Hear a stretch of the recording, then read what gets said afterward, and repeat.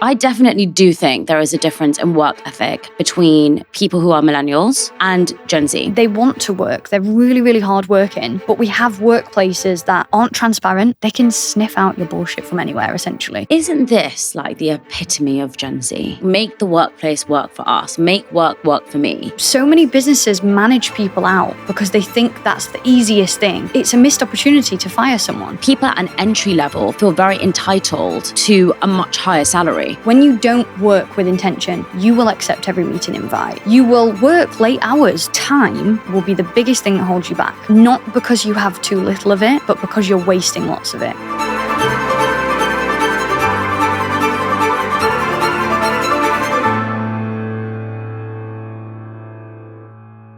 If you're a millennial manager or a leader and you think Gen Z are lazy, then let me change your mind.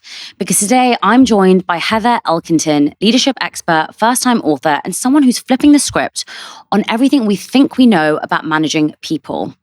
After spending years stuck in lecture halls studying outdated leadership models, Heather steps into her first real management role and realized none of it prepared her for a job. Her brand new book, Your Boss Era, is out today, and in it, she unpacks what truly makes a great leader, especially when it comes to managing Gen Z. So if you've ever said they don't want to work or they've got no drive, this episode might just change your mind. And before we get into this episode, I have a tiny little favor to ask all of you. It's totally free, takes 2 seconds, and you have no idea in how much it helps me. So you know I'm going to ask you to review, subscribe, or rate this podcast, because every single week I'm trying to get even bigger and better guests to make this conversation even more valuable and helpful to you. So if you do have 2 seconds, you would do me a huge favor and adding 2 more smile lines on my face. Let's get into this episode. Heather, hi. Hey. Welcome to Millennial Mind. Thank you. I'm honored to be here. I'm really excited to have you here because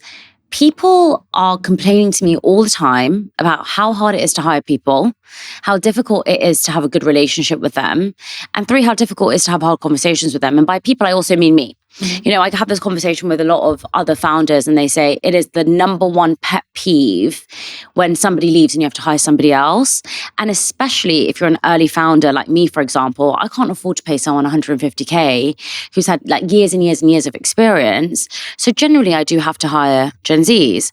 And you're here to change my mind on why you think Gen Zs are not lazy and we're not leading them in the correct way. So before we get into this debate, which I'm very excited to get into you with, because I mean, I don't necessarily agree with Gen Z are lazy, but remember, I'm arguing against just so we can have a different perspective. Tell us a little bit about yourself. And if somebody is unsure whether this episode is going to relate to them, why should they stay till the end of this episode to listen? Yeah, for sure. So, hey guys, my name is Heather Elkington. I did a business management degree, but unlike you, and I think we can have a good debate here, I feel as though my business management degree taught me almost nothing. And it wasn't until I went into the world of leadership. So my very first management role was on the Harrods shop floor when I was 21 years old. I had a small team of 8 people.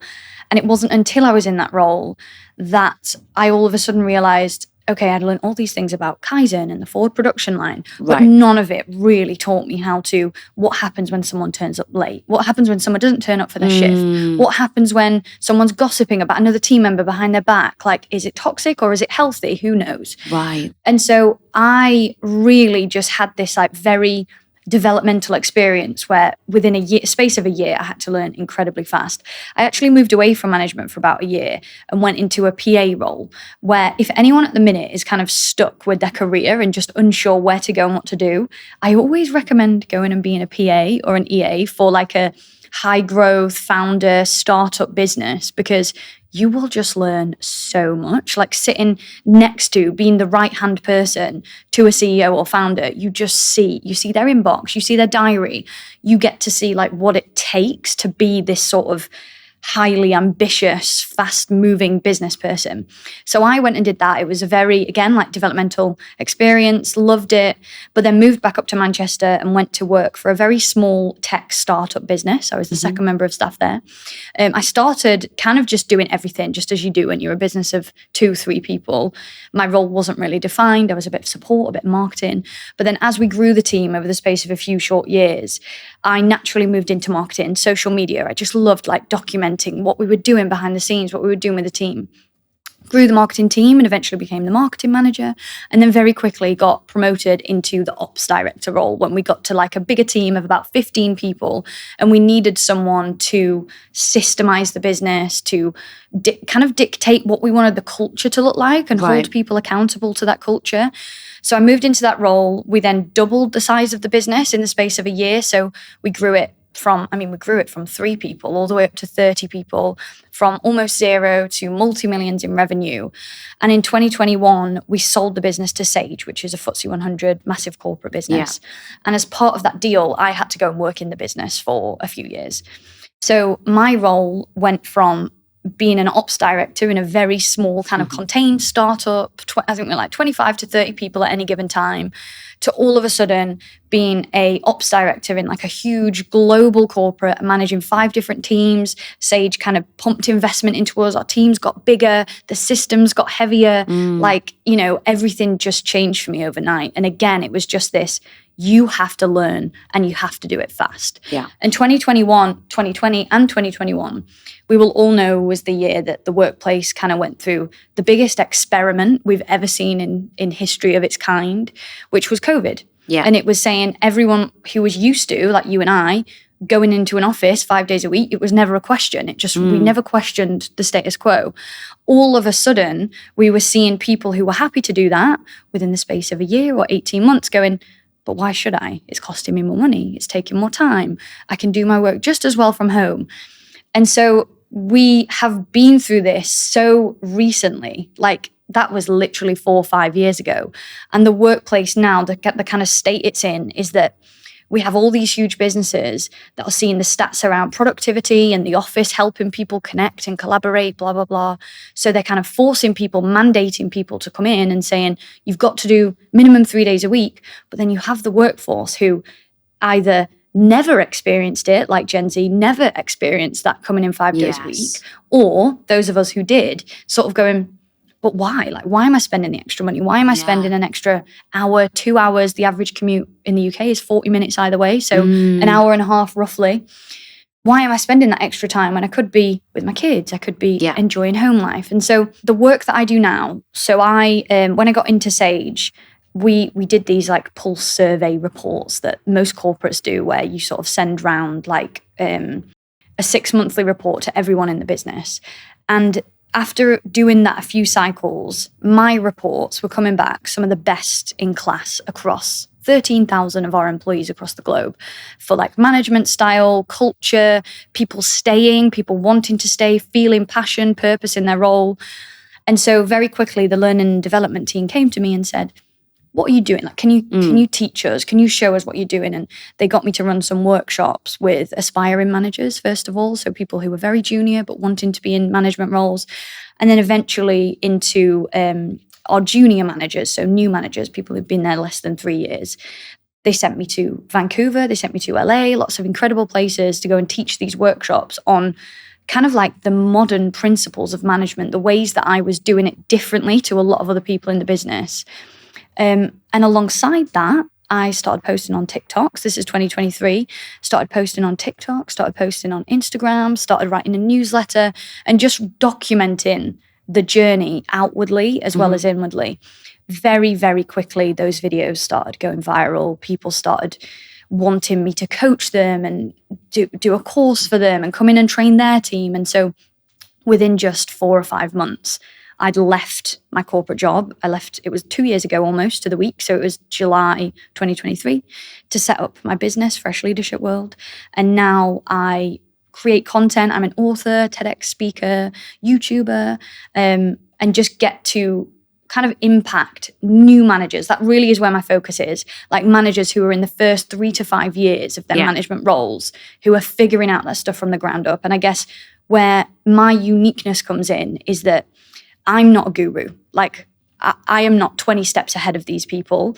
I am literally exactly where they are. I was there just a few short years ago. And so the way I approach it is I'm not a guru. I'm not here to tell you exactly what to do. I'm not here to point you in the right direction all the time. I'm just here to kind of challenge you and make you feel a little bit uncomfortable, question some of the biases and the beliefs that you may have, like around Gen Z. Question some of those things to get you operating as the best version of a manager, of a leader that you possibly can be. And why should someone stay and listen to the end of this episode? Because we're going to talk about lots of juicy, fun topics around Gen Z and leadership of today, which I feel like a lot of it people are a bit scared to say out loud. Me sometimes as well. You put these videos out to tens, if not hundreds, if not millions of people on the internet. And so having opinions on people at work can be quite a vulnerable place to put yourself in. But I just think it's important conversations that all of us need to have together. Okay, let's start with whether you think Gen Z are actually lazy, because I definitely do think there is a difference in work ethic between people who are millennials, people who are even my parents' generation, I don't even know what generation they're called, and Gen Z. There is definitely a lot more focus on boundaries, leaving work at a certain time. If you want me to work 3 minutes extra, you have to pay me. If you want me to travel here, then you should have to pay me. And I found this a lot in my business as well, is when I've hired people who are much younger, one thing that's actually amazing is sometimes they get me better deals because they're pushing more for me. But sometimes I find it, if a brand asks me to iterate something, they'll say, oh, I can't believe they've asked you to take more time to do this. And I'm like, it takes me about 3 minutes. It's not a big deal. So do you think Gen Z are actually lazy? I do not think they're lazy. I think if we speak specifically about managers at work, us managers are scared to tell them the hard truths that they need to hear in order to kind of snap out of that maybe low work ethic or laziness. The one thing that is true is that Gen Z have had it easy. So they've had it easy in the sense that just like home comforts generally, I'm not talking about cost of living. I know inflation's really high. I know they've got high expectations. But in the sense that like we're in a booming economy here in the UK, like people can go and make money literally sat behind their computer. They don't have to leave the house. They don't, like if I think about my parents, my dad was going down the pit every day. His friends were losing limbs. They were coming back. They've all now got asbestos poisoning and they're having to claim because of all these different things. And it's like, if you really compare those two generations. Yeah, they're very different. Then technically Gen Z have got it easier in terms of like the health, the safety of it all. That being said, if we then allow those people to come into our workplaces and we sort of like pander to the laziness, I guess, then we're going to reinforce those behaviors. But a lot of Gen Z, like they want to work. They're really, really hard working. But we have workplaces that aren't transparent. Like that's the biggest thing. We live in a world where for a very long time, we just haven't trusted our leaders. Who trusts world leaders anymore? The people that are supposed to be in power of our country, of our money, of our livelihoods. We don't trust them. We have absolutely no connection and sense of like well-being from them. And Gen Z have grown up in that world where they come into a workplace and they see managers afraid to have difficult conversations with them, not tell them the truth, not have any level of like transparency around how much money the business is making, how to ask for a pay rise. They're getting feedback once a year. And if we continue to just have this real like lack of transparency, they will also put this guard up and go, okay, well, you're not being authentic, you're not being transparent. Like, why should I give you my all? You say transparency. I mean, when I went into my job, I was never told how much money the business was making. I don't think that that's necessarily something that's very important to share, though. If I was to hire somebody right now, do you think I should tell them all the money I'm making in my business? I think if you want a high growth, ambitious team, you have to treat them as though they are high growth, ambitious, entrepreneurial humans. So the way that it's a really great story, one of my favorite books of all time, is written by the co-founder of Netflix, Reed Hastings. It's called No Rules Rules. Have you ever seen it? No. Have you heard that one? It's fabulous. So back in like the early 2000s, Netflix were really in trouble. They were fighting against Blockbuster. The streaming revolution hadn't really kicked in yet. Like just as a business, they were really struggling. They had nowhere near as much money as Blockbuster did. And instead of revolutionizing the product, because that came later, they looked internally. So they went to revolutionize the team. They did a few different things. So they did this one thing called the Keeper Test, which was they asked every single manager, would you pay, I think it was $20,000 to keep that member of the team. So if I said to you tomorrow, 20 grand's getting taken out of your budget, Right. would you pay that to keep each member of your team? And they went round and asked it about every team member. If the answer was no, they paid them 20 grand to leave. So they got rid of them. Wow. So one of the most important concepts in this book that Reed Hastings and his team at Netflix did was something called open the books. So what they found was they were expecting their team to act like entrepreneurs. So to make really important decisions day to day based on, should we endorse this show? Should we buy the rights to this show? Should we pay this publisher, this artist? Right. The team were making these decisions around money, really important things, yet they had absolutely no awareness of how it was affecting the P&L or how much money is the business making? Is this supposed to, is investing £1 million right now a good idea? Do we need to wait? Yes. Is it a big risk or is it a small risk? And what they found was, if they wanted their team to think and act like ambitious entrepreneurs they call them, who can make great decisions day to day, they have to treat them that way. 100%. I agree. So they did something called Open the Books, where they sent round a report every single month to every employee, showed them the top line revenue, then what they'd spent, essentially a watered down version of the P&L. Nice. So how much money the business had made, different lines of the P&L, and then how much profit they'd made. And it just, they talk about it in the book as one of the most transformational things that they ever did for the business, which eventually led to innovation in the product, because the team, which is, Netflix now is, I think 5 billion in revenue. And they needed the team to be thinking that way if they were going to make these really never heard of before entrepreneurial decisions. And so I remember the first time I went into a business where the founder, I remember getting access to Stripe on day one. And the founder was like, oh, this is our Stripe account. I'm going to put you in here because, and I think at the time I was doing some customer support work. So I needed it just to manage customer admin in the back end. And I opened up Stripe and all of a sudden I'm like, shit, this is everything the business is making, as if he's shown me this. But you just feel that, and you kind of go home to your partner and go, oh my God, I've seen how much the business is making on day one. What the hell? But it's almost like a layer of the wall and the cloak that leaders usually put up just gets separated, and you can go, okay, they're being transparent with me. I feel like I can be myself here. They're not hiding this one thing, and it doesn't solve it overnight. Just showing your team a P&L won't solve that problem overnight, but it's just transparency is, if you are someone who is struggling with a Gen Z team and you believe they're lazy and lack work ethic, the first place I would ask you to go is look at how truly transparent is your business being with them, because they can sniff out your bullshit from anywhere, essentially. They've grown up with social media. They know if you are lying. They've got high emotional intelligence. They get it. They're tuned in. They're intelligent. So just let it, let them see. I think the difference, though, is when Netflix did that, how many years ago was it? Oh, 4 years ago. We're in a world right now where people are finding any blueprint they can to create new businesses and to start new things. If I was to hire somebody right now and I said, I don't know, a Gen Z person whose first job it is, and people ask me all the time, can I come and work for you? And I said, this is how much money I make. These are all the different streams of revenue. This is exactly what I do. I can guarantee in a year they'd be out and they'd be doing it themselves. And many people are seeing that in their businesses. So I know a lot of people who own their businesses and they're small businesses. They're seeing people who are coming in, you've been transparent, you've shown them everything, you've given them a strategy, you've given them your contacts, you've made them understand exactly what you're doing. They've come in and they've replicated it. And after a year, they've been like, see ya, don't want to know you. Yeah. Because we're in this world right now where you can start a business from nothing. So I think that strategy could apply to a bigger business where it's very complex and there's lots of other things going on. I don't think that applies to people who have small businesses who are fighting for their life to make things happen.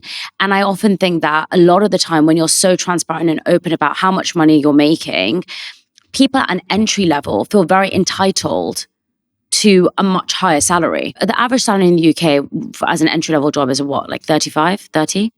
Less. I think the average salary in the UK is 31k. 31k for everyone, right? So let's say I give somebody a 38k salary starting, and then I say to them, this is not true, by the way. Let's just say to them, I say to them, come on my podcast, right? And I'm making, 40 grand, their salary a month in sponsorships. Again, not true, just to reinforce this. It's way more. Just say it's way more than that. But let's just say that they then see that, right? And they're saying, hold on, I'm doing all of your I'm actually the one that's doing outreach and I'm the one that's doing the sales and you're only paying me £38,000 a year. It's not right. But what they are not maybe recognizing, and I guess actually I'm answering my own question here because I was going to say maybe they don't understand like the costs and all the other things, but I guess if you were sharing all those things, they would. But maybe they're also not understanding that I've been doing it for 5 years and this is the point I'm at after 5 years. And what they would then say is, unless you're good, it would almost, I would feel very nervous for, and I'm not talking about my business, but I'm just saying like a small business, when they have perhaps, like Uber and all these other companies that are not profitable for so many years, and then they become profitable, for it to be like, well, hold on, we're equal partners here because we do equal work, if that makes sense. Yeah, so I guess the difference here is it's you have a choice, which is, do you want to operate from kind of a place of scarcity and sort of thinking my team could leave at any time, because truth be told, they could do that anyway, even if you don't show them the P&L. Do I want to operate from a place where I'm constantly scared that they're going to leave? I'm scared they're going to ask for a pay rise. I'm worried that they're going to, see how much money I'm making and worry about it. Or, and this is the mindset I really have to force myself to operate from, which is, you know what? If they've been with me for a year and they grow and they learn and then they leave, good luck. Like, go for it. True. I've actually had this happen to me very recently because my videographer, who was full-time in my business, he's just gone freelance and he's incredible. And it was gutting. But at the same time, I'm like, I'm so glad I could be part of that journey. Right. And if he didn't want to be there, I don't want him there. Like, please go fly the nest. And so many business owners, when we operate from this place of scarcity of like, can't show them, can't tell them, need to sort of keep them down and keep them quiet, we will very quickly feel that for ourselves. And I always think, like, I used to work a lot with accountants, and accountancy businesses are very stereotypically like, people don't think that accountancy business owners should do well. So for example, if you have an accountant and they're charging you lots of money, like business owners, generally an accountant, you see it as compliance, like it's money I have to spend. Right. We see it as that rather than an investment, which is what I see it as now. So if your accountant turns up in like a Ferrari and they're charging you loads of money, you're like, that's where my money's going. Yes. You can think like that, or you can flip your head and go, but don't you want the accountant that knows how to make money and knows how to buy a Ferrari, knows how to work so well with their business finances that they can now afford a Ferrari? Because I want that accountant. I don't want the accountant who doesn't know how to manage their money. Right. And so it's just this, you get to choose as a business owner, which place do you want to operate from? Because we can forever be scared that people are going to leave. Or we go, you know what? I'm going to show you all and just hope for the best. And if you still leave and if you still want to replicate what I do and steal my business idea, good luck, because we've seen that story play out 1,000,001 times and you'll always be a step behind anyway. It's really interesting what you just said, right? And I don't know if this is like an immigrant thing or if there's just a thing. When I was younger, when we would go to certain places, my dad would say, make sure you don't wear something really nice because, otherwise they're not going to give us a good price, right? Don't take your car to that garage, otherwise the guy's going to charge you more for your tires. And there was this constant narrative of having to put yourself down, like, don't wear that jewelry if you go there because then they're not going to, they're not going to give you a good deal or whatever. And it's really interesting that you just said that, because I know a lot of people who own their own businesses who will not drive the car that they drive on the weekends to the office, who will never invite someone from the office to their house because they think they'll say, oh God, they'll think I'm making too much money and I'm not paying them enough. Yeah. How do people get around that? Because isn't it kind of true? Like if I was going, I don't know, if I was in a 30 grand job, right? And I was going to my boss's house and it was like a 10 million pound house and he was driving a Ferrari to work, wouldn't that make me feel undervalued? And isn't that kind of fair? I think that scenario would be unlikely, in that if you were someone on the 30 grand and you went to your boss's house, that's quite a unique situation to be in. True. But if that did ever happen, the way I would try to position that to my team member, and I wouldn't maybe say this out loud, but I would help them to feel this, is like, I want this to feel aspirational. I want you to know that you work in a business that does these things for people. Right. And you might be new here. If you're on 30K, I'm assuming you're new. So I want you to see and have this representation of someone inside this business where this business has been a vehicle to allow me to do these things. And if you work hard, if you care, if you put in energy, you can have it too. Like you can get there too. And the question I would always ask back to people if they're worried about people leaving, it's always in us. Like it's normally, the questions is like, are you paying them enough? Yes. Are you valuing them enough? Because if people are they're going to leave anyway. If someone wants to leave, go, please go. I don't want you in the business if you want to leave. And so are you paying them enough? Are you valuing them enough? Are you challenging them, fulfilling them, like pushing them? Because if someone wants to leave, they're going to leave. Whether, I want to talk about burnout because I mentioned at the start of this podcast, there seems to be a lot of boundaries with Gen Z. Mm-hmm. I must come at this time. I must leave at this time. I feel like I'm like 90-year-old saying it like back in my day. But when I did used to work in my corporate job, I would have to stay late sometimes, and I wouldn't necessarily say, "Oh, can you pay me extra for staying this time?" I would get in early a lot of the time, and I wouldn't necessarily count the minutes and the hours that I was in. I know a lot of people who now work on an hourly rate, and a lot of people who say, I stayed half an hour, so I'm claiming my time back. I've seen a lot of people say this, or I worked 2 hours extra, so I'm claiming my Friday 2 hours earlier, and that's just the rule.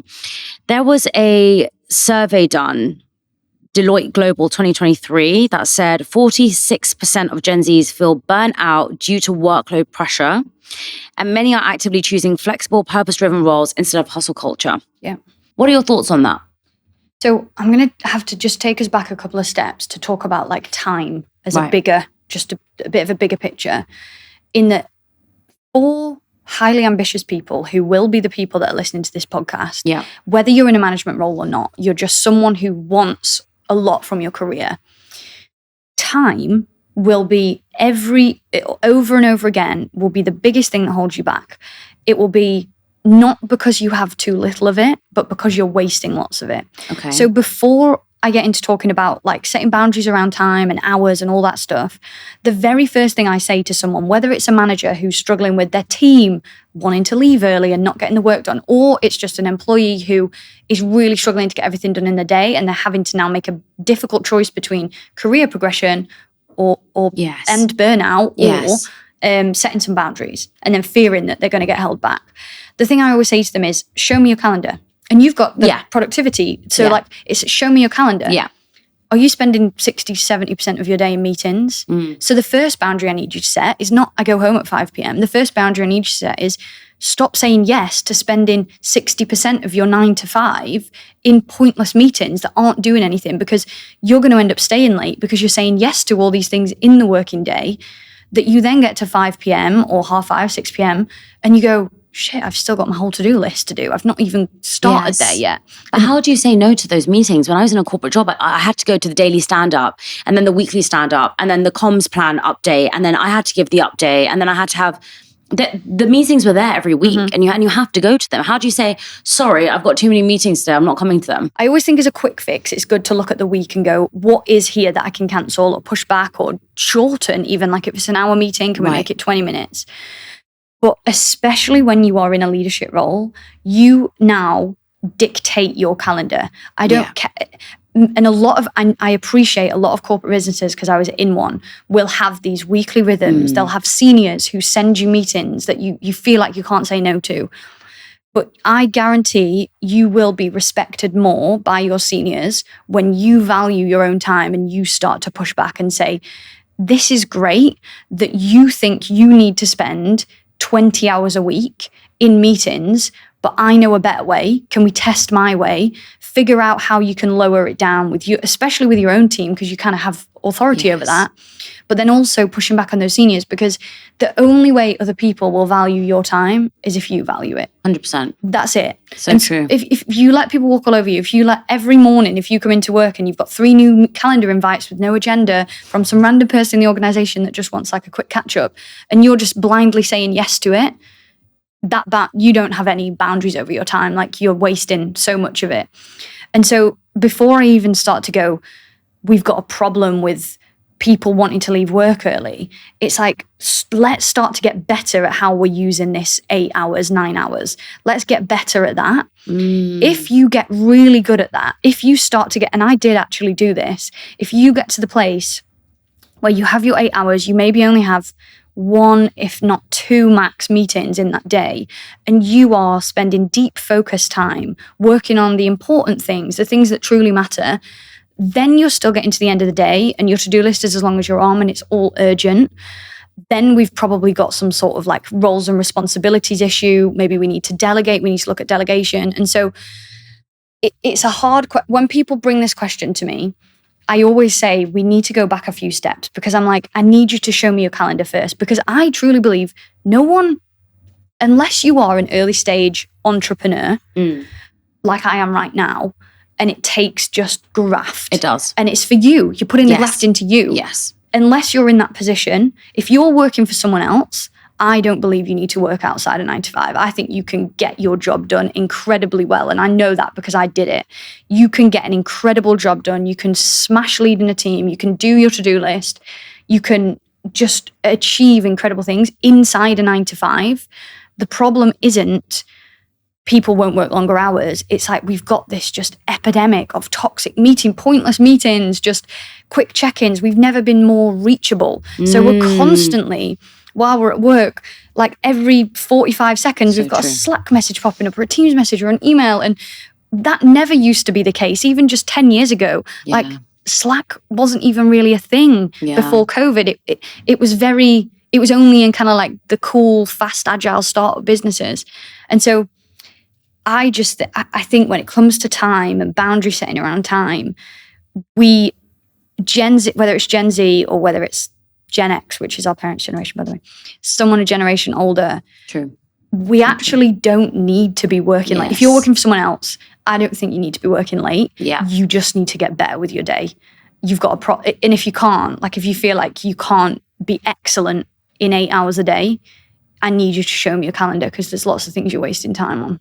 I love what you said about time. Don't complain about someone else disrespecting your time if you yourself don't respect your time. And I think that this applies to everything, doesn't it? You cannot complain about someone else mistreating you, because it's very likely that you are actually mistreating yourself.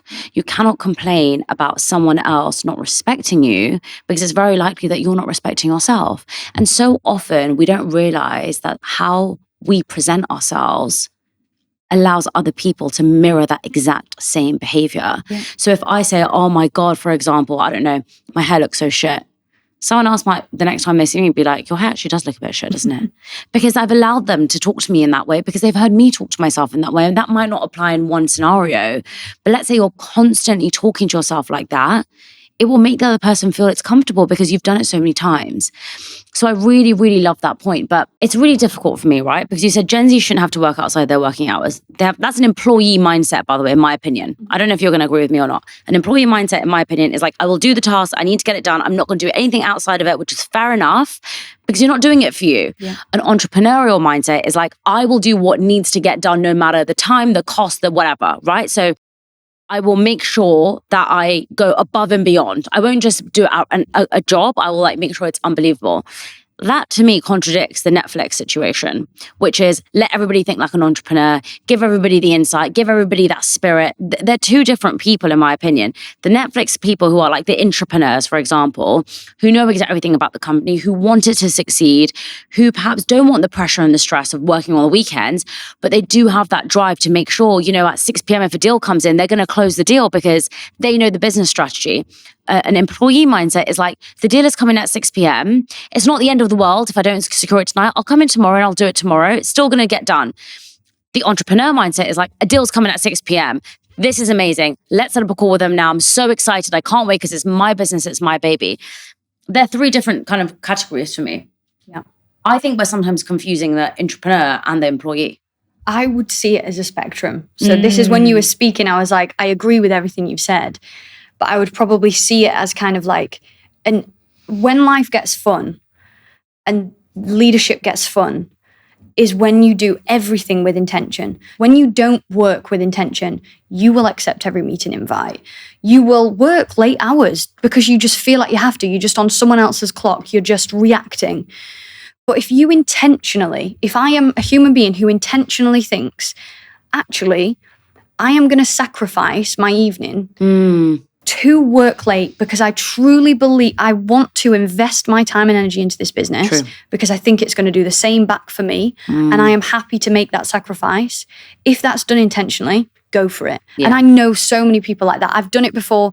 The difference is if you're, and this is especially rife, I would say, in corporate, people get that confused with being reactive and kind of thinking that they have to work late because they have to be seen to work late, and they have to have proximity to working late because that's what's seen to be the right thing to do. Yes. And they don't focus on the output. And that's the difference for me. It's like, what's the intention? Because if you're doing it intentionally, you're making that conscious decision because you believe it's the best path for you in your career and that's the sacrifice you want to make. I'm all for it. Go for it. I've done it. I've been there and it worked well.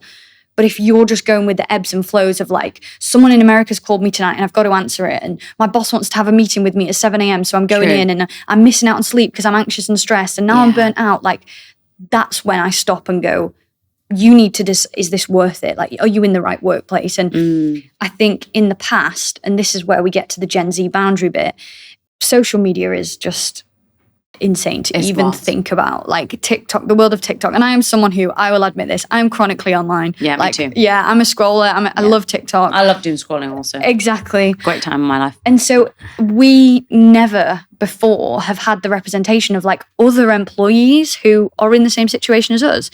So I don't know about you, but like on my TikTok, you see all these people who are working from home and essentially taking the piss, but they'll joke about it. And they're like, you know, I'm doing the washing and I'm blah, blah, blah.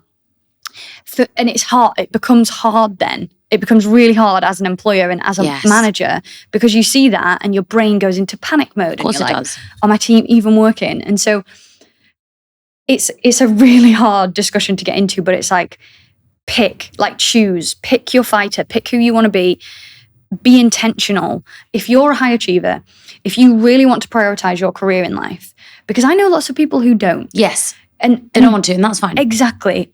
If you want to prioritize your career and you want to make some intentional decisions to stay late because you believe that's going to help you out and you know it's not going to lead you to kind of get into this place in a year or two where you feel as though you're not fulfilled, you feel as though you've lost your purpose, you feel burnt out, you go for it and do that.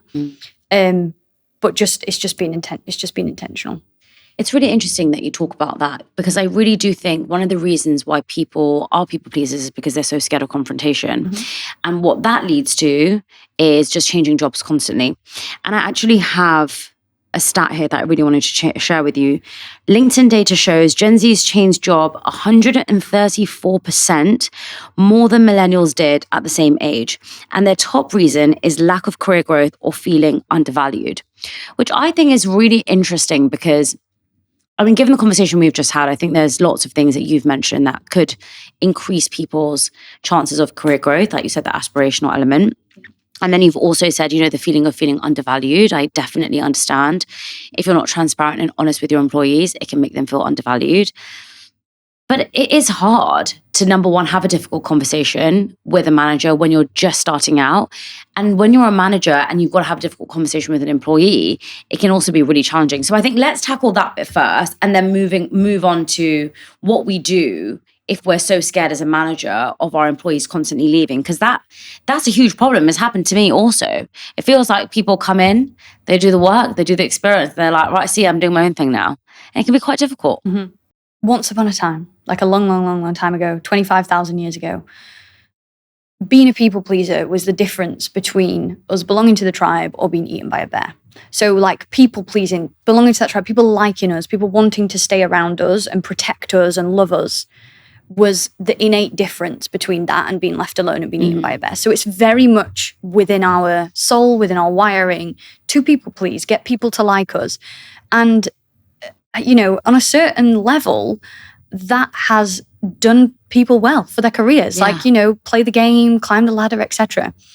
The problem is, and this is a problem we've only had in the last 10 years, is now society is just so reactive, it's so connected, it's so globalized, it's so on, that if you say yes to everything, if you say yes again to every meeting invite, if you avoid conflict, if you say yes to even every social occasion, like you will very quickly find yourself burnt out. Yes. Saying yes used to just mean, yes, I'll be the one to cook the dinner on the fire tonight. Now it's like, I could be at a different social occasion every single evening if I didn't say no, if I didn't get really 100%. really hard with my nose.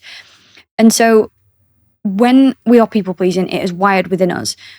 If we want to be a well-respected leader, a well-respected manager at work with long-term career success, so not just like a quick jump, a quick salary promotion, long-term career success where people respect us, we're in it for the long game, we're playing the long game, the long-term respect. You have to stop looking for those quick hits of approval. And again, it goes back to the notifications, the meeting invites, like all the times that you say yes to a task that you aren't sure you can actually do in the long run because you don't know if you can fit it into your day. Every time you say yes to that and then let someone down, your word has been sacrificed. Essentially your promise, your word to someone else. And so the long-term respect is therefore cut. So you're trading your long-term respect, your long-term credibility for this quick hit of approval, essentially. And it's the same with difficult conversations. So I've got a friend who runs a small business. She messaged me this the other day. One of her team members, she just feels like they don't care. She just feels as though they just do not care. And there's been some small knocks, so small things like she just takes a long time to reply to things. She will always just be a few minutes late, never crazily late, but just a bit late enough that you kind of think, I'm not sure you really give a shit. Right. And she came to me and she was like, I feel like I'm just nitpicking. But at the same time, it's starting to really grind me down. And the conversation I have there is just, if you ignore this thing, it is not going away. It's 100%. A bigger conversation that potentially is a big blow up, conflicting, maybe having to fire them, maybe having to just have some really awkward, difficult conversation down the line. By just having this now and just having a really, I would say quite simple, look, I'm just getting this feeling because of you're a few minutes late. I'm just getting this feeling that you don't care. Can we talk about it? Yeah. Opening that up in the beginning is so much easier than letting things fester. 100%. I've spoken about this so many times, and I actually love confrontation, and people think I'm a weirdo for it, but I'm a problem solver. And the problem is not going to solve itself if you keep your feelings inside your chest and I keep them inside my chest, because guess what? I'm not a psychic, and I'm sure neither are you. And so I actually really do love confrontation. Now, what's really interesting, and I think an exercise that people can do right now at home, right? Look at your work calendar, like you said, and see which meetings actually hold value for you. Look at your social calendar and see which meetings or dinners or events that you'd be so happy if they got cancelled. Because if, for example, I had a dinner with someone I aspired to be like, I wouldn't be happy if it got cancelled. I'd be gutted. Yeah. Because I would be so looking forward to that thing. So very quickly, you can see from your social calendar who you actually love, who you actually care for, and the things that excite you. Mm-hmm. And too many of us are spending too many times with people who don't excite us, who bore us, and we're just going because of social obligation. And it's really interesting because I'm getting married in 4 weeks. My wedding list is literally 4 weeks from today. I'm so excited. A little bit less. See it. And I haven't done as much planning as I would say 99% of people I know. And people always say to me, don't you really care? Or, you're just not bothered. And I'm like, something has to give. Something has to give. Mm-hmm. I cannot say yes to everything. So should I have spent the last year of my life, year and a half, we've been engaged, planning a wedding? Or should I have spent the last year rebuilding this podcast studio, working on another project? And by the way, there is no right and wrong. Everyone has different things that they love and prioritize and they can do. But I had to have that really difficult conversation with my parents, which was, I only want one event. You guys want 10,000. But if you guys want 10,000 events, I can't be a participant of that because I physically cannot say yes to everything. Because it's not even that I would burn out. I just would die. I wouldn't be able to do it.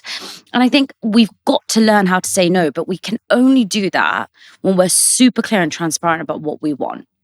How do people get super clear and transparent about what they want?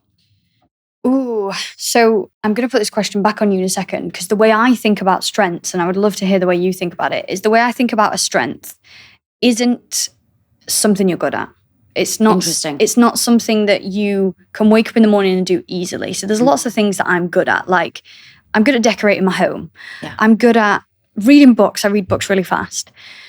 But they're not things that strengthen me necessarily. They're not things, so I'm good at cleaning my shower. I do it really well. Yeah. But at the end of the day, if I spent all day cleaning showers, I would be bored. I would just be in my own head, I'd be bored. to me, a strength is something that strengthens you. So it's something that at the end of every day, if you do it repeatedly, you're like, yes, I'm filled with energy. I love it. And the reality is, like, we can't constantly be working on our strengths. We have to do things we don't want to do, especially if we are a highly ambitious individual. You've got to do the things we don't want to do. But the strengths, like, I would just look at your day, look at your work day, look at your home day, your social day, and think, not what do I just like or what I'm good at. Think, what are the things that afterwards I feel challenged and I feel fulfilled in equal measure. I feel happy, but I also feel a little bit scared and a little bit uncomfortable. For me, it's talking on stages. Like, I did a conference last week. I've talked on hundreds of stages at this point, but I still get a little bit nervous before. And it's because I love it and I care about it so much. I care so much that the people in the audience are taking something away, even just one small nugget that can help them, that can change them. And because I care so much, that's where the nerves come in. True. That's why I love, just quick side note, when you're interviewing people, I usually love the most nervous person because it tells me they care a lot. Like, Interesting. They care so much that they actually feel quite nervous. And sometimes they'll call it out, or sometimes you can just see that they're a little bit kind of like sweaty palmed. They talk fast. And I just think, this person cares. Sometimes the person who's the most relaxed, the most calm, can talk the talk really well. I'm like, why are you so, you shouldn't be calm right now. That's so interesting. I have such a different perspective. Go on, I'd love to hear it. I think the person who's very relaxed and very calm is so confident in their ability. I mean, I wouldn't say the person who's really nervous. I mean, if someone was so nervous, I would think they may be unprepared. There's nothing that grates on me more. When people are unprepared. Oh God, it drives me absolutely mad. Like, one time I had a guest and I said, "Did you have a look at the question?" She goes, "No, I haven't. Can you just show them to me?" Turn around. I was so angry in that moment. I just thought, and my thought was like, you just don't care. Like, you're just so unbothered. But I wouldn't actually say necessarily if someone's very nervous, I would think that they didn't care. I think that would come into my head as like, wait, are you really nervous because you're so unprepared? But I don't know. I'm just. But you would quickly find that out, wouldn't you? So if they're nervous and underprepared, then no. Yes. But if they're nervous and actually really care, they really prepare. So hard. Exactly. Because then I would encourage them. I would be that actually that has happened to me before when someone's interviewed me, and I'm just like, don't worry, like, it's just a casual chat, like, it's fine, just trying to make that person feel more comfortable. It's really interesting that you talk so much around strengths, and I'm really passionate about people finding their strengths. And I think there's multiple ways to look at it. But I really want to talk around, how do people know what they're good at? For me, it's all about energy, and I'm going to have to get a bit woo-woo now, but it's all around energy. It's like, what lights you up? Like, and if you think you're not spiritual, you're just simply wrong, because you have a spirit and your body, you're part of the earth and you're part of energy of the earth and the moon and the sun and the earth turning around. And it's like, get really in tune with your emotions. So the first chapter in my book is all about emotional intelligence. And emotional intelligence is a phrase I think we have been a bit blindsided by. Like, people don't quite understand it. The first two stages of being an emotionally intelligent human being, because it's a skill, you're not born with it. Yes, it's a skill just like any other, is being aware of your emotions and then regulating them. And so when you become really hyper aware of your emotions, and the reason it's the first chapter is because managers need to do this. So, oh God, they need to do it. They need to really focus on emotional awareness and regulation. Just throughout the day, like, how do you feel? Yeah. When are those moments where your body is almost like giddy and you feel like there's a light in your chest and you feel like just connected? And you know that when you're listening to a certain song and maybe the sun's setting and you're on a train and you kind of laugh at yourself because you're like, I feel like the main character, but actually it's just the feeling of like connection to an emotion and to something that's bigger than you. Like, what are those moments in the day? Is it when you're coaching a team member? Is it when you're helping someone? Because if that's the case, then you're probably a born leader. Like, you're probably someone who should be in a leadership position. If coaching and helping other people lights you up, brilliant. But if you get really impatient and really like pissed off and annoyed because people don't understand, maybe it's not right. Like, maybe you're not in the right job. And so it's a lot of it for me is energy and just getting in tune with how you feel at specific points of the day. When you feel angry, when you feel sad, when you feel giddy and excited, and leaning into the things that give you that smiley giddiness and trying to move away and separate from the things that maybe make you more impatient and angry. And only you can do that. I mean, you can't expect someone else to do that for you. I mean, you have to be conscious. This is why you also need that space in your calendar. And I remember once actually, I was in a really difficult position at work and I had so much I needed to get done. And it was really unfair that it was kind of put on me. And one of my friends said to me, show your manager your calendar and say, these are the hours in the day. These are the tasks that you've given me. I've inserted them literally time by time, according to the day. I've basically time blocked them. Yeah. How do you expect me to do it? Right? And I think so often we're so scared of having that conversation, but sometimes it really depends on how you have the conversation. And I actually have a 5-step framework around confrontation, which I would share with you, and you can tell me if you like it or not. Please do. This 4-step framework will really help you. And it doesn't matter actually if it's at work, with your partner, with your mum, with your in-laws, whoever it is. The first step is care. Explain why you care about that person, right? You're a really important team member to me. I really value you in this organization. You're my mum, I love you, whatever. You're my partner, I love you, whatever. But if you start off with care, you're being vulnerable and that person's not going to feel attacked. The second is cause. So what caused you to have this conversation? The reason I want to have this conversation with you is because of this. The third is consider. I understand that you feel this way. I thought about your perspective. So you're already showing that other person that you're thinking about their perspective. You're not just going in about yours. And then the last step is cure. So what is the cure to the solution? I think from my perspective, I would really like us to da-da-da-da-da. Yeah. What's your opinion? And then there's an arrow above all of these 4 steps, which is compassion. Mm-hmm. And I think we always seem to think when someone's upset us that they've done it intentionally. And sometimes people do, I'm not going to lie. Some people are not nice out there. They do want to hurt you intentionally. Even if someone wants to hurt you intentionally, and I struggle with this, I'm not going to pretend I'm some kind of guru, we've got to have some compassion for them because there's a reason why they're trying to hurt you. And it's more likely that they hurt themselves. Yeah. And so when you think someone is trying to be spiteful of you in an organization, let's say, for example, one of the reasons maybe is they feel so deeply insecure and threatened by you. And so sometimes you've got to have that compassion before you have that conversation. Mm-hmm. What do you think of my framework? Yeah, beautiful. Would you add anything to it? I would. First of all, I love the care. I love that bit at the beginning. And the reason that's so important is, like you said, so often these conversations we see as conflict, we see as defense, we see as me versus you, when actually the people who have enough courage to have these conversations are the complete opposite of that. The people who are having these conversations behind your back are gossiping, like 100%. Not saying it to your face. They're the ones you need to be wary of, not the person who has the courage to say it to your face. And so that care bit at the beginning is really important, and it helps to just lower those defensive boundaries. I think a phrase that I love is, it's not me versus you, it's us versus the problem. Yeah. Or like there's a real deep kind of philosophical phrase around this, which is, there's a field in between who's right and who's wrong. I'll meet you there. And it's like, we're not trying to find who's right, who's wrong. We're just coming together and we're just having this debate together. I don't want to find who's right. We just want to find what's right. And so I love it. I like that. I don't want to find who's right. I want to find what's right. Exactly. It's just what's right for both of us. And the problem, the sticky situation that people who are this self-aware and courageous will find themselves in is the other person may not be that type of person. Yes. And so you go and have these conversations with the best intention, really put your energy and effort into it, and it's not met well. And that's where you then have to, and this is the bit I would put at the end, would be consequence. Yes. And it's like, and whether you say this out loud to them or not, you need to have something in your head, which is what's going to happen if they continue to do this. Yes. Especially in management roles, but also in personal roles. Like if they've stepped over a boundary, what's going to happen if they continue to do it? Because only when we outline that, like, and people do this, I'm not a parent, but people do this a lot with kids. It's like, if you carry on, you're going on the naughty step. Yes. It's like there has to be or I'm taking away your Xbox. Because if you don't say that up front, it's going to happen anyway. The consequence, you're going to fire them, you're going to lose them as a friend. So you might as well say it up front. So that's the only bit.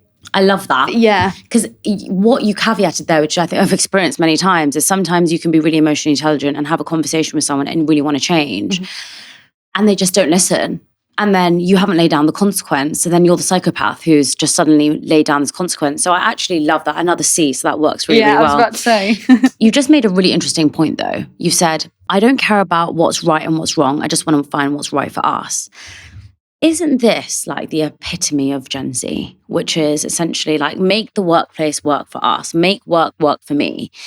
If I want to start at 10 o'clock and I want to finish work at like 11 p.m., what's the big deal? So what if I miss the morning meeting? It's rubbish for me anyway. I don't want to come to the daily stand-up. I want to work in my times, doing my thing. I want to work from home because it's better for me. I can do the laundry. I can pick up my kids. I can make my food and at lunchtime, which I think all those things are fair, by the way. I'm going to be completely honest. If I was an employee again, I would love to work from home. I mean, I work for myself and I still work from home and I love it because I get so much more done. If I was running an organization where I had 10 people though, who work for me, and one day let's all manifest this for me, that I do have a team of like 20 people who work on this podcast, I would love for them to be in the office every single day. Mm-hmm. Because it's just the energy is different. Everyone has ideas. It's more fun. But we have come into this kind of narrative where it's like, everything is non-binary. Everything's up for discussion. Make work work for you. Yeah. Yeah. So I guess I'm just going to go right back to transparency again. Yeah. You get to decide. You are the curator of your business. You're the entrepreneur. You make the rules at the end of the day. You decide up front, if you want people to come in every day, that's okay. Like, absolutely. I'm a massive advocate. I'm an advocate for hybrid work. Like, I think I'm an advocate for having an office and having rules that people have to come into that office 2 days a week. Like we do 2 days a week. Because I agree, the energy is different. Like I need people and we need to be making fast decisions. We need to be together. Like I employ very highly ambitious individuals who I want to bounce off each other. I want them to learn from each other. The difference is transparency up front. So it's saying, when you get to that interview process, saying to people, I want to be very clear on what we expect. These are the guidelines. These are the expectations. If that doesn't suit you, this will not be the right place for you to work. And I think, Stephen Bartlett, love him or hate him, his team do this very well, which is they have guidelines. I think they go into the office 5 days a week. They work very late. That wouldn't be a great place for a lot of people to work. But he's very transparent about it. And he will very clearly say up front, like, this is what we do. This is what we expect. If you want to work for us, come and work for us. If you 100%. Don't, you're going to have to leave. And so it's just the differences in the transparency. And this is where so many businesses get muddled up because they try and they write all these letters to their employees where it's just corporate jargon and it's, we care about collaboration. We care. It's like, no, you don't though, do you? You just think that your money's been wasted because people are working from home. Yeah. Be honest, say something honest. And then people get to decide, as the employee, you make the decision to say, do I want to stay here? Is this the kind of business that aligns with my values or is it not? Yeah. And so if you want to create that, if you want people in 5 days a week, if you that's fine. I would not argue against that for even a second. But all I would say is when you're in an interview situation, when you've got the job ad, be very clear with people, this is what we expect, because you may attract the people who love it and want it. And they might be at a stage in their life where they're like, actually, I'm ready to give everything to work. I want to test this out. But you will also get people who don't. And so they can quickly see it and go, not for me. I actually interviewed someone last week and I said, I really need someone who's very high energy because I'm very high energy. I need somebody who is going to challenge me. I need you to tell me what I'm doing wrong. Mm-hmm. I need you to come up with new ideas for me. And I don't want to be thinking of ideas for you. If I'm hiring you, your job is to think of your own ideas. I don't want to be having to tell you what to do. Yeah. And she messaged me and she was like, I think I just need, I want to be an employer. I just need to be told what to do. So I don't think it's right for me. And I was like, it's not right for you. Yeah. I can't tell you all the things that you need to do every single day. I want you to be able to think for yourself. And I definitely agree with that element of just being so transparent in the beginning of saying we work late or we wake up early. Yeah. We're very high energy or we're not. We call each other 17 times a day. We just have one daily check-in at the end of the week. Yeah. Just be super, super honest. I think that really, really helps. Yeah, definitely. Do you think that Gen Z actually want to work? Do you think we are witnessing a generational shift because of the work from home culture? And also the fact that we are having more open conversations. We are, making work for other people. Do you think there's this fear that, one, we're letting people not work as hard? We're not pushing them to be more resilient. They don't have enough grit. And we're basically saying a work-life balance is very important. I mean, I see this all the time over the internet. It's like work-life balance is so important to me. And I think we spoke about this off camera as well. I think people want a life that's work-life balance. They wake up, they go to work, they come back, they have time to see their friends, go to the gym, but they still want the success of the people that they see online. And I actually recently coached someone. It was so interesting. I recently coached someone and she said to me, I just really want to do what you do. And I said, okay, what is it about the work that I do that you want to do? Yeah. And she said, I don't know. And I said, so how do you know you want to do what I do? Because you don't even know what I do, right? So that was really interesting as number one, the perception we have of other people. I basically challenged her to do a task, right, over the weekend. And then we met 3 weeks later and I said, did you do it? And she said, no, I've been really busy. And I said, okay, like that's fine. Just tell me everything that's been happening. And I basically drew up this calendar for her, right? And I color coordinated everything. So I was like, red is your fun stuff, green is your job, blue is the extracurricular and stuff that you want to do, orange is your fitness and your exercise, whatever. And very quickly when I did that, she said, oh my God, I've got to start saying no to things, haven't I? And I didn't say anything to her. I was just like, yeah, you do. And she said, the thing is I just don't think I have the time and I don't want to give up any of the other stuff. And I said, that's so fine. That's your choice though. And I think people really struggle with that when I say that. Because people are like, oh, we don't all have the same 24 hours in a day. And I don't agree that we do, by the way, before everyone comes at me and says like, I'm Molly May. I do think we all have a choice though. 100%.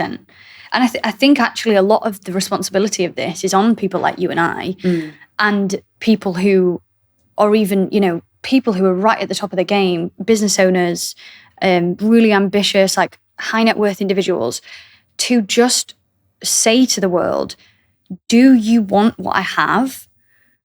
Because you won't get it unless you put in the work that I did. Yeah. And most people do not want that work. Like something I'm really wary of is like male business owners who obviously have less, in general, I'm making a generalization, but quite an accurate one, which is have less of the childcare responsibilities. Yes, so 100%. I'll never forget, is it Casey Neistat is a huge YouTuber, and I'm pretty sure he's got 2 young kids. And he did this YouTube video talking about like how he makes the most of his day and kind of kicking off at people and saying, you could have what I have, but you don't want to work as hard as I work. Right. And everyone was just commenting saying, but who's looking after your kids? Yeah. And he was talking about sofa surfing, and it's not to discount him as a YouTuber. Like, I don't doubt for a second he has worked incredibly hard and deserves those success. The problem is, like you just said, not everyone has the same 24 hours in a day. They don't. The people who mother his children don't. Exactly. And they don't have the same privilege. Exactly. And they don't have the same need. Yeah. That's it. And so it's I think it is on anyone who is in the public eye in any capacity to just educate. Like, so many of my friends say to me, it's so interesting seeing this. And I don't know if you've had this, like, since becoming an entrepreneur, just how little, and I was like this just a few years ago, how little we understand about the world of entrepreneurship. And like one of my friends said to me the other day, he was like, we were talking about booking a holiday and how she had no annual leave left. And she was like, yeah, but it's really hard for me because I have annual leave, whereas you get all the time in the world. And I was like, I think it's quite the opposite. Like, I'm looking at my calendar going, there's nowhere to put, and it's okay. I don't blame her for assuming that. Yeah. Because I would assume the same if I was never an entrepreneur. But like, I think it's on us to just be really honest about how hard it is. Like, it's so hard. It's so hard. It's so hard. So fucking hard. And you also now have these people on the internet. This is the current thing that's really frustrating me about like the entrepreneur personal development world, is you have people talking about things like passive income. Yes. And how easy it is. And you can be a solopreneur and work 3 hours a day and make shitloads of money. And it's like, teach me then. No, yeah, you can't. Do it. I have no idea. You can maybe do that if you've put in 10 years of graft. Maybe you will then get to that point. Yeah, even then, exactly. Maybe you will get to that point. But like, I think a lot of people who are choosing entrepreneurship coming out of school are potentially a bit blindsided by the fact that it is really fucking hard work. Like, it is. It's mentally very difficult. It's mentally so challenging to have to go out every single day and try and make money. Yeah. It's really, really, really difficult. And you get rejected. For your salary, constantly. Be responsible for your salary and everyone else's salary. And it's all on you. Yeah. And the thing is in a corporate job, I remember, this is so funny, I had this feeling a couple of weeks ago where I didn't do something. Right. And it reminded me of my corporate job. And I just remember thinking when I was in my corporate job, oh my God, I'm going to get fired, right? In your own business, you're like, oh my God, I'm going to fucking die. Yeah. Like, it's a very different feeling when you haven't done something. You're like, oh my God, this is the end of the world. I shouldn't have actually swore there very bad, but never mind. Did you not like swearing? You're not swearing? I shouldn't really on the brought it out podcast. in You you. brought it in me. I'm passionate. I really can. But it is really, I think the other thing is people do not also admit how much help that they have. And that drives me absolutely mental. If you've got a nanny, say you've got a nanny. Yeah. If you've got someone helping you every single day, say you've got someone helping you every single day. There's no shame in saying that you've got help. There is shame, though, for me, in lying about the help that you have. Yeah. And I think so many people do not ever explain how privileged and lucky they are and how much help that they have. And they're trying to make this facade on how they're able to do it all. And nobody can do it all. There is not one human being out there in the world that can be the best mom, the best sister, the best daughter, the best wife, the best boss, the most successful entrepreneur. Like, they just can't do it. And the thing is if you're seeing somebody who is able to do that, there's something that they're not telling you. Yeah. And it's not necessarily, I have an issue with people just not sharing every single element of their life, but don't compare yourself to someone else when you just do not know the whole story of their life. And you will never will about anyone. You just never will, because some people don't feel comfortable in saying, by the way, I have a full-time person who's running my business for me and I'm actually not doing it, because they feel like they're undermining them. Before we close, what's one thing you would tell a manager who's struggling with a Gen Z employee? Should they still be in the business? I would ask the question. So you said something earlier that I was going to come back to you on, which was, you have employed people and then struggle with them. And my question to you is going to be, when was the last time you fired someone? Never. Yeah, exactly. I've always kind of been like, you can go. Yeah. So Gary Vee first said this a while ago, and at first I was a bit like, ooh, and it's going to be a controversial one for me to say out loud, but it's important, which is many businesses manage people out because they think that's the most helpful thing. It's the easiest thing. But it's a missed opportunity to fire someone. It's a missed opportunity to let someone go, because you can let them go in a kind way. You can pay, like the way I've let people go before is I will pay you for 6 weeks, 2 months, so that you have time to get back on your feet. I don't want to put you in a crappy situation, but I've done enough now. I've had enough difficult conversations. Your performance is so bad. You've been on a performance review. I cannot keep you in this business anymore. And it's the kindest thing for me to do to let you go. Yeah. Because if you want to succeed in your career, you need a very quick lesson in realizing that these behaviors are not okay. And so many businesses avoid firing. Corporate businesses are the worst for it, because obviously the HR and legal aspect of it. But the thing is, when you think about risk, you think, but the risk is maybe they sue me, or maybe even in this modern world, it's like maybe they do an expose on what a bad manager I am and they cancel me. Make a TikTok about me. Make a TikTok about me. But the bigger risk, the risk that we forget, is the risk to the current team and what's happening right now, which is if you keep someone in who doesn't care, their performance is low, that very quickly, there's a reason we call them a toxic employee. It's not just like a fun word. It's because they infect other people. Yeah. They're toxic because their like bad performance, difficult behavior will infect other people. And so it's not that, like, if you're struggling with a Gen Z employee, honestly, I try not to differentiate the generations too much, because I actually think the same rules apply for all of us. Yeah. I think Gen Z, the only difference is just that they've been brought up in a world where social media is the person they spend the most time with. So they can smell our bullshit from a mile off. But I actually think the things that Gen Z want are the same things that everyone wants. Like these things they're pushing for are the things that most people want. And so it's like, if they're really that bad, have you had the conversation? Have you had the difficult conversation? Have you taken accountability for the fact that you could have made them bad because you've not held them accountable? Yeah.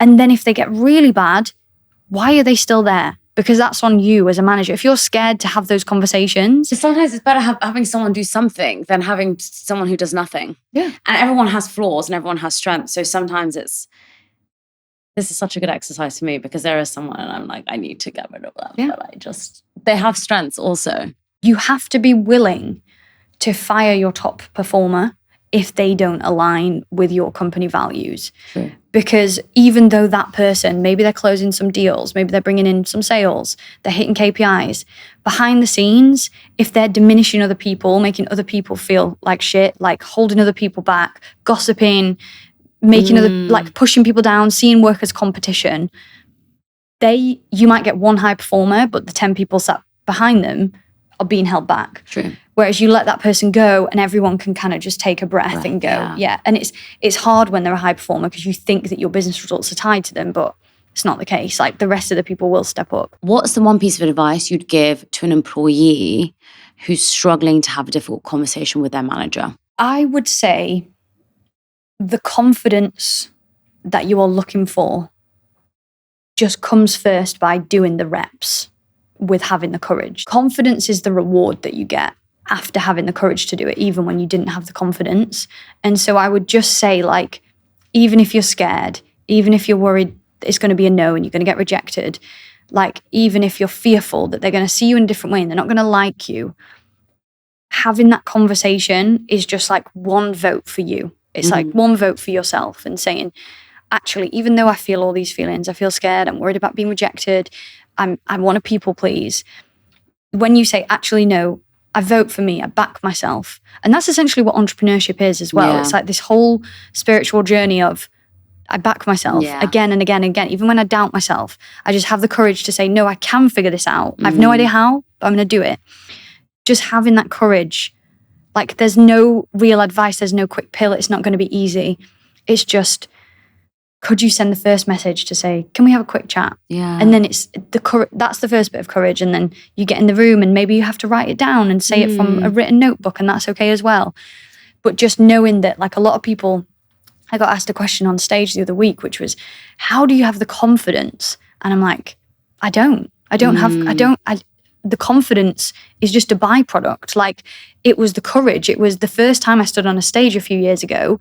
I was in the toilet and there was only about 30 people in the audience. I was in the toilet 20 minutes before, shaking with fear, trying to figure out a way that I could pretend I was ill and run away.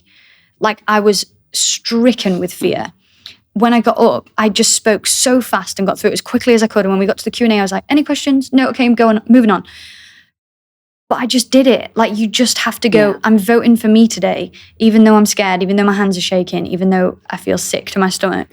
I'm just going to vote for me, because once you do that and you do it again and you do it again and you do it again, you get to this point in life where you turn around and you go, oh, my circle's a lot smaller and I'm being valued a lot more and people respect me. And we spoke about this just before, but I turned 30 in 2 days, and my book, Your Boss Era, the reason it's called that is because it's this journey, and it's not a coincidence that the book came out 2 days before my 30th birthday. It's exactly on purpose, because it has been a journey that lined up with my 20s so perfectly. Like, for the first 25, 26 years of my life, I just lived on other people's terms. It was just every social occasion. If someone was annoyed at me, I would just pander to them and quickly be like, how can I fix it? How can I make it better? I stayed in relationships for longer than I should have when I wasn't happy, because I just felt bad. I was like, I don't want to call it off because they're going to have to go tell their parents and they'll cry and they'll be upset.